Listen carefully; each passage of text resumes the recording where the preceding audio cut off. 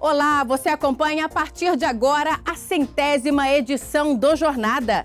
Nosso programa é feito com a participação do Tribunal Superior do Trabalho, do Conselho Superior da Justiça do Trabalho e de todos os tribunais regionais do trabalho do Brasil.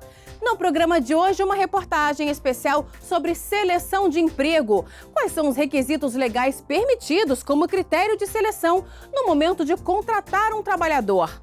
Programa Jornada chega à 100ª edição. Vamos acompanhar como é o trabalho da equipe do programa, que viaja pelo país para mostrar a atuação da Justiça do Trabalho brasileira.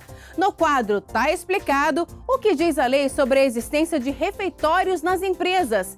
E em Fortaleza, no Meu Trabalho é uma Arte, vamos conhecer o ofício de uma artesã que fabrica lindas peças com areias coloridas. Tudo isso e muito mais, o nosso Jornada começa agora.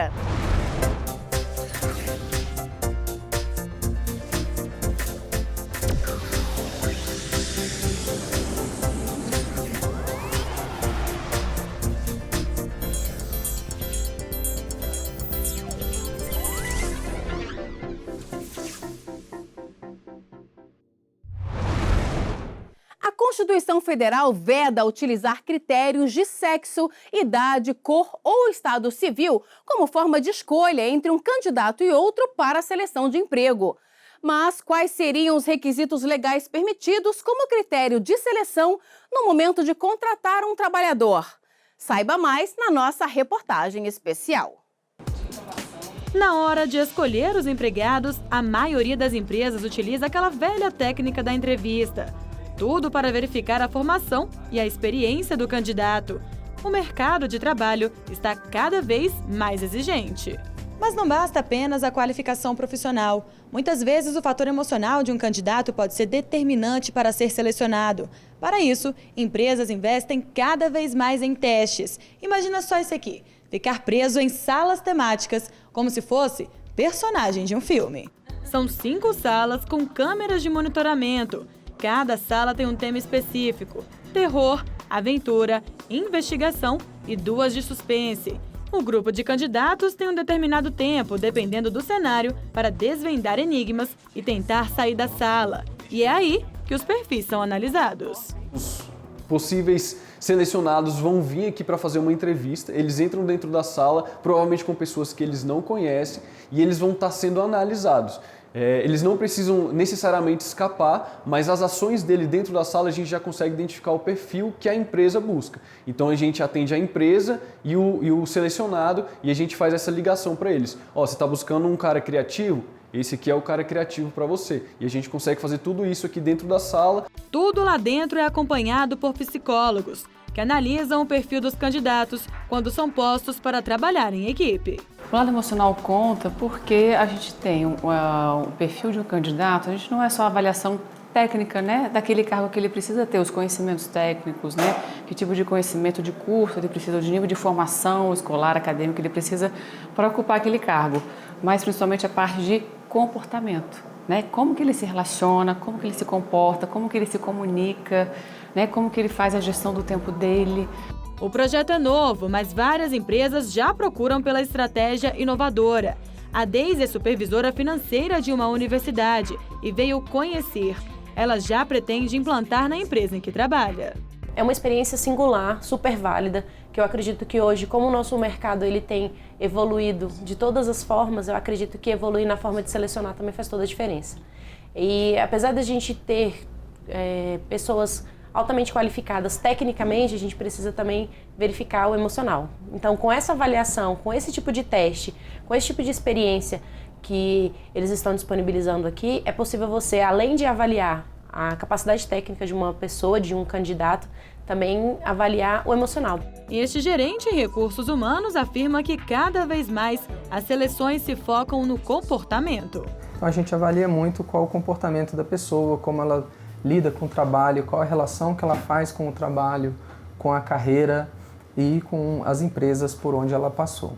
Se você pegar as questões técnicas, você com ações de treinamento e capacitação, você consegue desenvolver as competências técnicas com muito mais facilidade do que desenvolver as habilidades comportamentais das pessoas. Testes são permitidos, desde que não ultrapassem os critérios de bom senso e da razoabilidade. O que a gente tem que buscar nessas situações é verificar se esses testes estão atrelados à aptidão profissional do candidato que deseja ocupar aquela vaga.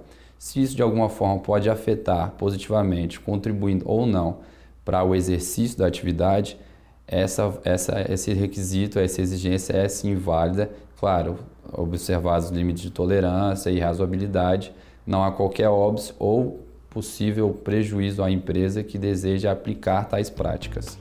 A Constituição Federal proíbe critérios de admissão por motivos de sexo, cor ou estado civil.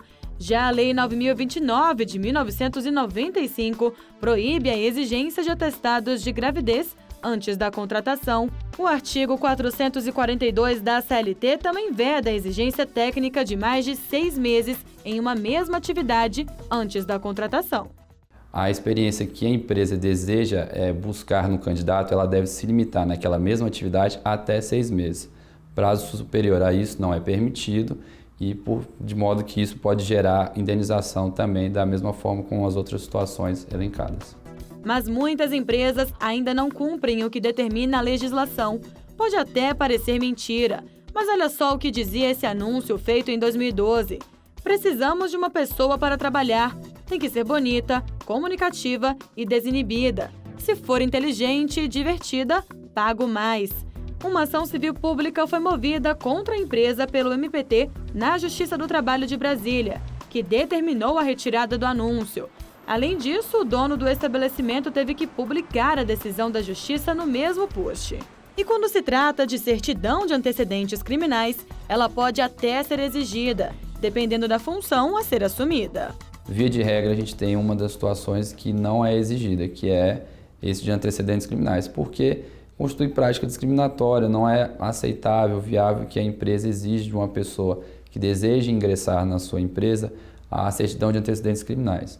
Porém, vale ressaltar que, a depender da função, tal como uma empresa que faça serviço de transporte de valores, nesse caso, constitui-se uma exceção, porque é viável e aceitável a empresa que conheça o seu candidato e conheça a pessoa, avaliando se aquele que foi ou teve uma passagem com antecedentes criminais possa trabalhar com uma situação que envolva algo em que ele delituosamente já tenha praticado. O TST analisa se a exigência de certidão de antecedentes criminais antes da contratação gera dano moral. Uma audiência pública foi realizada para discutir o assunto. 2 processos que tratam do tema, assim que julgados, servirão de parâmetro para os demais existentes no país. E se mesmo passando pela seleção, a empresa te chamar para uma determinada vaga, mas depois desiste de te contratar, ela pode ser punida. Vários processos envolvendo o tema já foram julgados no Tribunal Superior do Trabalho. Em 2015, ficou mantida na 7ª turma do TST decisão regional que havia condenado uma indústria de alimentos a pagar R$ 3.000 de indenização por dano pré-contratual a uma candidata à vaga de emprego. Ela chegou a fazer exames admissionais, entrevistas e ainda apresentou os documentos, mas não foi contratada. Para a turma, na promessa de contratação, as partes se sujeitam aos princípios da lealdade e da boa-fé, e a frustração dessa promessa sem justificativa possibilita a indenização. Daqui a pouco, uma reportagem especial sobre o Jornada, que chega à 100ª edição. E ainda hoje, no quadro Tá Explicado, o que diz a lei sobre a existência de refeitórios nas empresas. Nós voltamos em instantes.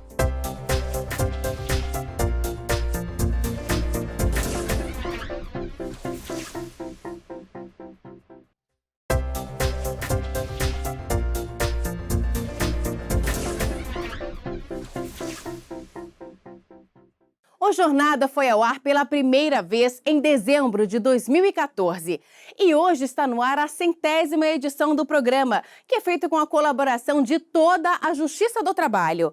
Vamos saber um pouco mais da trajetória do nosso Jornada e sobre os bastidores dessa produção na reportagem de Gisele Mourão.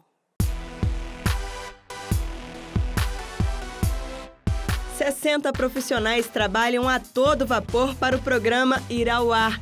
Produtores marcando pautas, repórteres, cinegrafistas e auxiliares na rua, editoras de texto e editores de imagem deixando as matérias prontinhas para irem ao ar. Sem falar no trabalho dos videografistas, que transformam as notícias em arte. Aqui todo mundo tem importância para o resultado final do programa Jornada, desde a chefia aos estagiários e com uma imensa colaboração dos 24 tribunais regionais do trabalho do país. Ao longo de 100 edições, o Jornada mudou muito. Além das contribuições dos TRTs, nossa equipe viajou para 5 regiões do Brasil e visitou lugares desconhecidos pela maioria dos brasileiros. A equipe da Justiça Itinerante que nós estamos acompanhando, por exemplo, precisa navegar cerca de 300 quilômetros nos rios da Amazônia para chegar até Maués, um dos 4 municípios sob a jurisdição da Vara do Trabalho de Parintins. Nas capitais, mostramos a riqueza natural de vários estados, como o açaí produzido em Macapá. O açaí fica nessa palmeira muito alta, chamada de açaizeiro. O fruto está pronto para ser colhido depois que fica bem pretinho. E o que a Justiça do Trabalho vem fazendo pelo meio ambiente também foi destaque no Jornada. Durante a triagem, o que não presta é jogado fora. O restante do material, que dá para ser reaproveitado, fica armazenado por 10 dias. Depois é vendido, ganha um novo destino. Com 2 anos e meio de existência, o programa ainda abordou questões sociais e jurídicas relativas a diversas profissões e ao mercado de trabalho. O maior desafio é enfrentar os riscos que o local de trabalho dos motoboys oferece, a rua. A qualificação como um diferencial no mercado de trabalho também é o que esta turma busca no curso de formação de garçons voltado para pessoas com síndrome de Down em Brasília. A saúde dos empregados também tem lugar de destaque no programa, com o quadro Saúde e Segurança no Trabalho. Trabalhar assim exposto aos ruídos, sem nenhum tipo de proteção, pode causar perda auditiva em longo prazo.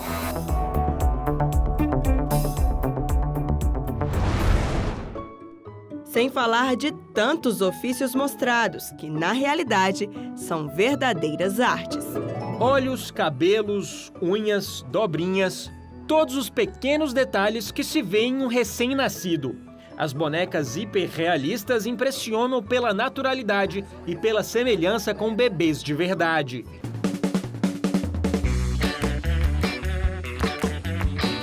O que tem a ver com trabalho é tema do Jornada. E por que não tirar as dúvidas sobre a legislação trabalhista no quadro Direitos e Deveres? Sofreu um acidente de trabalho.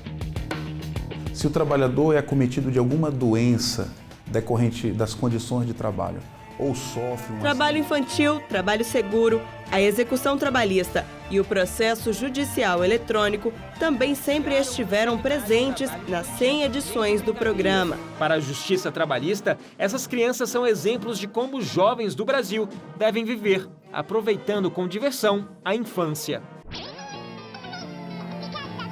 O Jornada já contou com quadros que falavam sobre a história da Justiça do Trabalho, desde o seu surgimento no Brasil, como Memória JT, e o Raio X, que contava a trajetória dos TRTs até os dias atuais.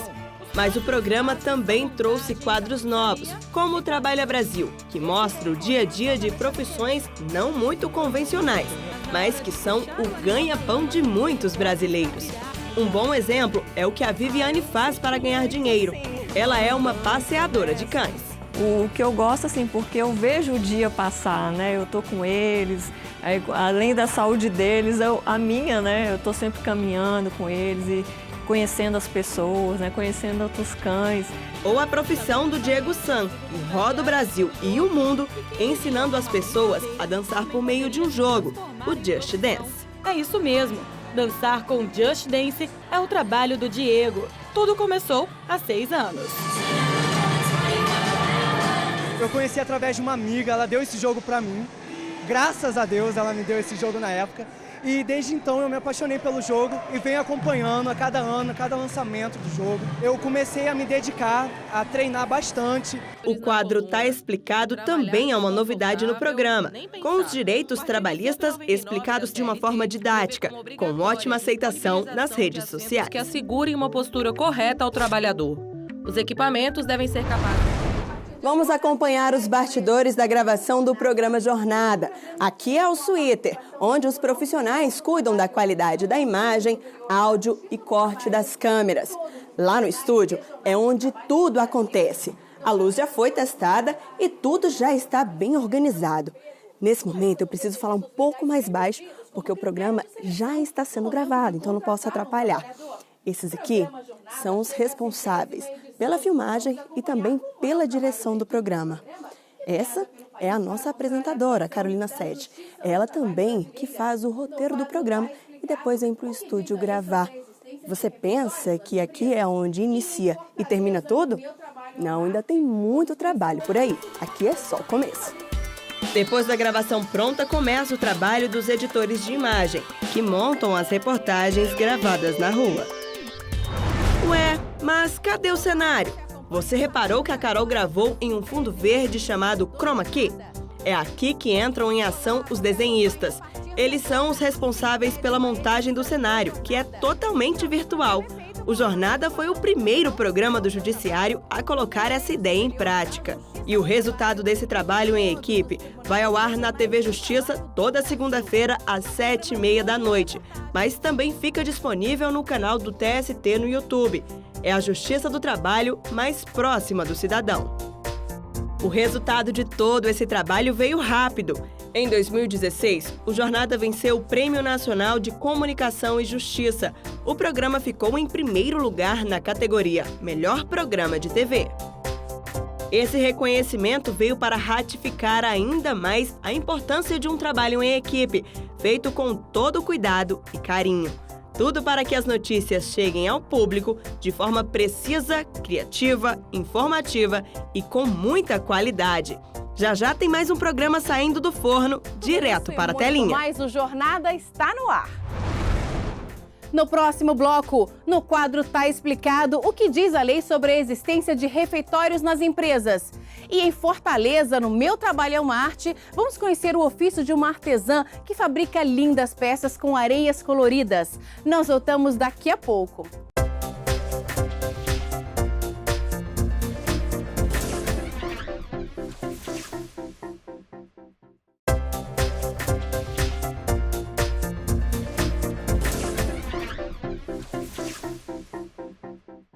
Nos estabelecimentos com mais de 300 colaboradores, é obrigatória a existência de um refeitório.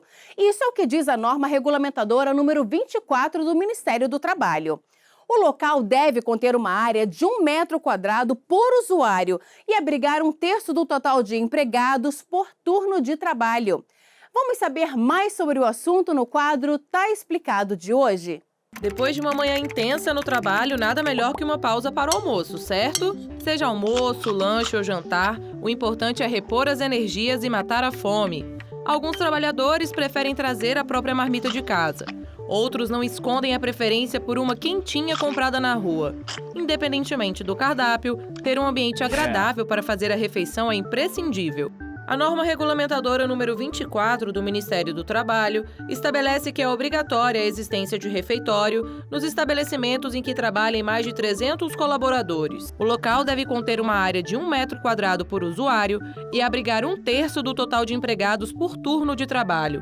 Além disso, a norma também determina que as mesas instaladas no refeitório devem ser fabricadas com tampo liso e material impermeável.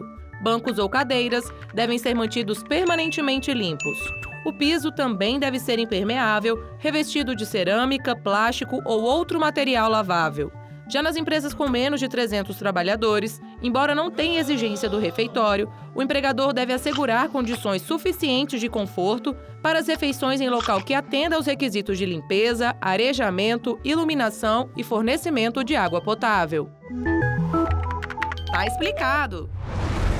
O Conselho Superior da Justiça do Trabalho realizou o primeiro encontro dos coordenadores de núcleos de conciliação da Justiça do Trabalho. O objetivo foi trocar experiências para que possam ser instalados em todos os tribunais trabalhistas centros especializados na solução de disputas. Saiba mais na reportagem. O presidente do Tribunal Superior do Trabalho do Conselho Superior da Justiça do Trabalho, ministro Ives Gandra Martins Filho, abriu o encontro destacando a importância de incentivar os tribunais regionais do trabalho a criarem de forma padronizada os centros de métodos consensuais de soluções de disputas. Uma das coisas que nós mais precisamos na Justiça do Trabalho é prestigiar os meios alternativos de composição dos conflitos. A Justiça do Trabalho sozinha não dá conta de receber toda essa demanda, esse volume de demanda trabalhista. E se esses núcleos de conciliação conseguirem já resolver na primeira instância as demandas que vierem, diminui muito o número de recursos que chegam aos TRTs e ao TST. A padronização foi estabelecida pela Resolução 174 de 2016 do CSJT, que regulamentou as políticas de conciliação da Justiça do Trabalho. O documento instituiu um Plano Nacional de Estímulo à Mediação e à Conciliação na solução de conflitos trabalhistas. Segundo o presidente, para driblar a alta demanda de processos é preciso vencer preconceitos, como fez a Resolução 174, ao permitir a participação de servidores, e não só de magistrados, no exercício da conciliação.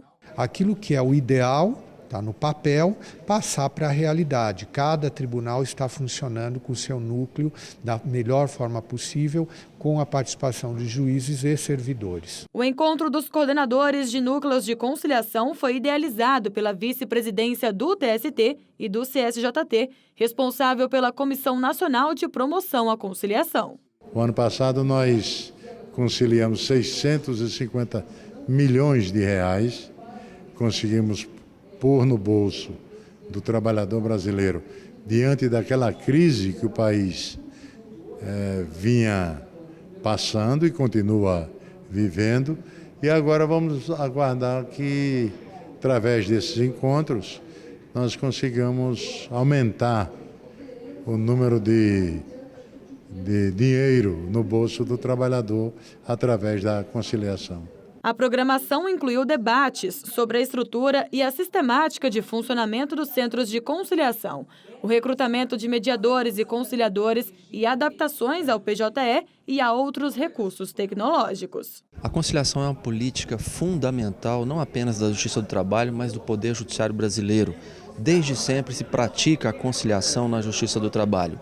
E a ideia de estruturar esses núcleos e qualificar magistrados e servidores para o exercício dessa atividade vem ao encontro de uma prestação judicional de qualidade. Nós temos a compreensão de que saímos daqui mais fortalecidos, mais conscientes e com soluções para as dificuldades que todos os tribunais regionais estão enfrentando. Representantes dos núcleos de conciliação de todo o país que participaram do encontro compartilharam experiências. A Justiça do Trabalho da 15ª Região teve um excelente resultado com a implantação efetiva do NUPEMEC e dos SEJUSCs regionais. Nós não só conseguimos minorar o tempo de tramitação dos processos, como também abaixar a nossa execução. Além de resolver o conflito, nós propagamos o diálogo e uma resolução maior, que é a pacificação da relação entre as pessoas. Vamos até Fortaleza? Lá encontramos uma peça de artesanato que faz parte da cultura cearense, as garrafinhas de areias coloridas. Nelas são reproduzidas manualmente paisagens e temáticas diversas. Um trabalho minucioso que conquista qualquer um que visite um estado tão rico culturalmente. É o que você confere no quadro Meu Trabalho é uma Arte. Meu nome é Malvini Mota, eu sou daqui de Fortaleza, moro aqui em Fortaleza, Ceará. Trabalho com areia colorida, sou coordenadora do grupo Grão de Cor e acho o meu trabalho uma arte.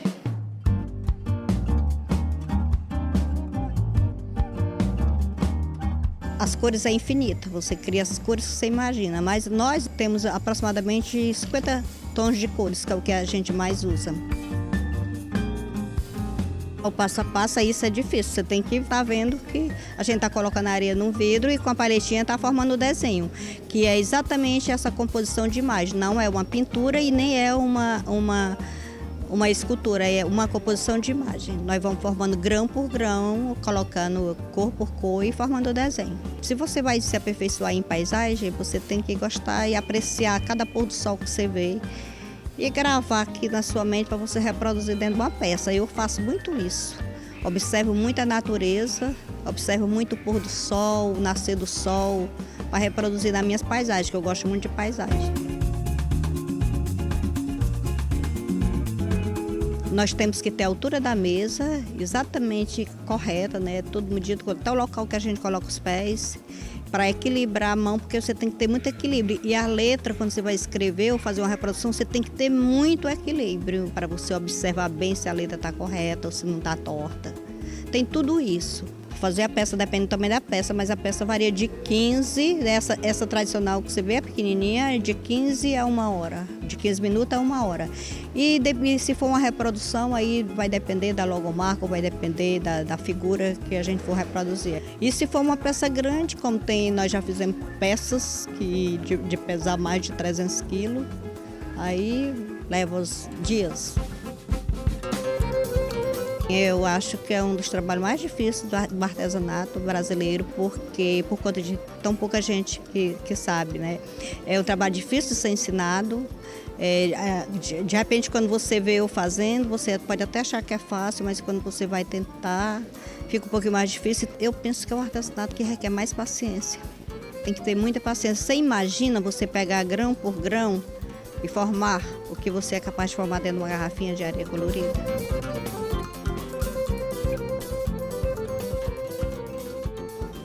Eu vivo exclusivamente disso. Meu trabalho é a minha vida. Então eu quero agradecer a oportunidade do programa Jornada ter nos proporcionado a gente se apresentar o nosso trabalho para o Brasil, que é sempre muito bom a gente divulgar o nosso trabalho. E quero oferecer essa lembrancinha aí para vocês.